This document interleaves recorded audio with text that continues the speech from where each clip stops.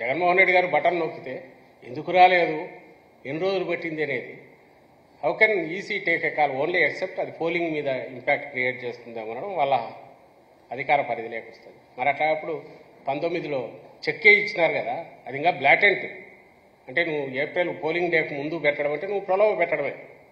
Polling day 4 రోజుల ముందు చెక్కు వేసుకో అన్నారంటే ఓటర్లను, అది డైరెక్ట్ ప్రలోభ పెట్టడమే. ఆ రోజు అలౌ చేశారు. ఈ రోజు రన్నింగ్ స్కీమ్స్కి సంబంధించి క్లారిఫికేషన్ అడుగుతున్నారు. ఇదేమన్నా ఇన్ఫ్లుయెన్స్ చేస్తుందా, అసలు మీరెందుకు 2 రోజులు చేయలేకపోయారు, అదేమి వాళ్ళ పర్వ్యూలో లేని విషయం.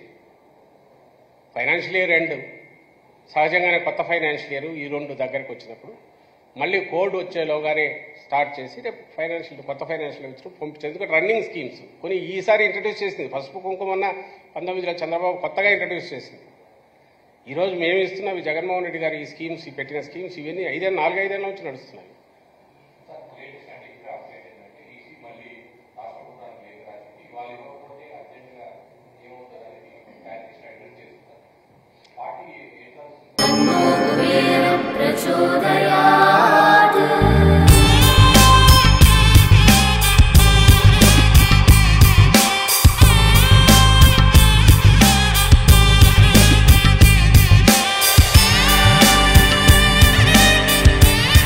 కుబేరలక్ష్మి కటాక్షంతో అందరి ఇంట్లో బంగారం, వజ్రం, వెండి నిండా. లలిత అక్షయ తృతీయ బంగారు నగలకు తరుగులో 1% తగ్గింపు, వజ్రాభరణాలు క్యారెట్కు 5,000 తగ్గింపు.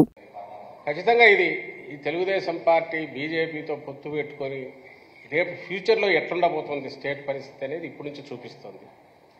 వీళ్ళు పోయి అక్కడి నుంచి ప్రెజర్ తీసుకొచ్చి ఏం చేస్తున్నారో తెలియదు, కానీ కోర్టు పర్మిషన్ ఇచ్చి విండో ఓపెన్ అయినా కూడా మళ్ళీ అక్కడ వెళ్ళి ఏమైందో తెలియదు. క్లారిఫికేషన్ మేము అడిగిన క్లారిఫికేషన్ ఇవ్వండి, తర్వాత మేము ఇచ్చే డైరెక్షన్ బట్టి పోండి అనేది ఈసీ నుంచి వచ్చినదని నేను టీవీలో చూశాను.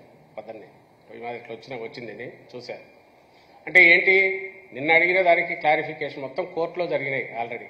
దానికి సంబంధించి పొజిషన్ ఎవరి పొజిషన్ ఏదనేది ఇప్పుడు దీని మీద క్లారిఫికేషన్ వీళ్ళు ఇస్తే దాని మీద డైరెక్షన్ సాయంత్రం రేపు అయితే కోర్టు విండో క్లోజ్ అయిపోతుంది. అప్పటికి ఈ దుష్టమే ఈ చండాలపు ఆలోచన ఎవరికి ఉంటుంది? చంద్రబాబు నాయుడు.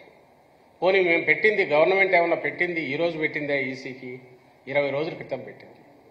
20 రోజుల క్రితం ఆ రోజు ఇస్తే 16, 19 అప్పట్లోనే పోయినాయి.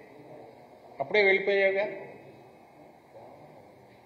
ఎవరికి తెలియంది కాదు. ఫైనాన్షియల్ ఇయర్ ఏంటంటే బ్యాంకులతో సహా అన్నీ కూడా ఫండ్స్కి సంబంధించి వెయిట్ చేస్తుంటారు. కొత్త సంవత్సరం కొత్త వచ్చినా కొంత తీసుకుంటారు, ముందు కొంత ఇస్తారు జంక్షన్లో ఉన్నప్పుడు.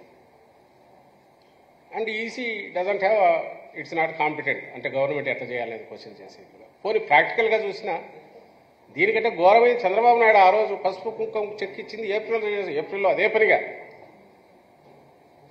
ఏప్రిల్లోనే దాన్ని ఎన్కాష్ చేసుకోండి. అంటే కొత్త ఫైనాన్షియల్ ఇయర్ వచ్చినాక చేసుకోండి. ఆయన కూడా ఆ రోజు డబ్బు లేదు కాబట్టి కొత్త ఫైనాన్షియల్ ఇయర్ అనుకుని పెట్టిండొచ్చు. బట్ అది ఇంకా డైరెక్ట్ ఇన్ఫ్లుయెన్స్ చేస్తుందిగా చెక్ ఇవ్వడం అంటే పోలింగ్. మరి ఆ రోజు ఎందుకు క్వశ్చన్ చేయలేసి తెలియదు. బహుశా దాని మీద ఇప్పుడు ఈసీ పరిధిలోకి వస్తుంది కాబట్టి వీళ్ళు క్లారిఫికేషన్ ఇస్తారనుకుంటాం.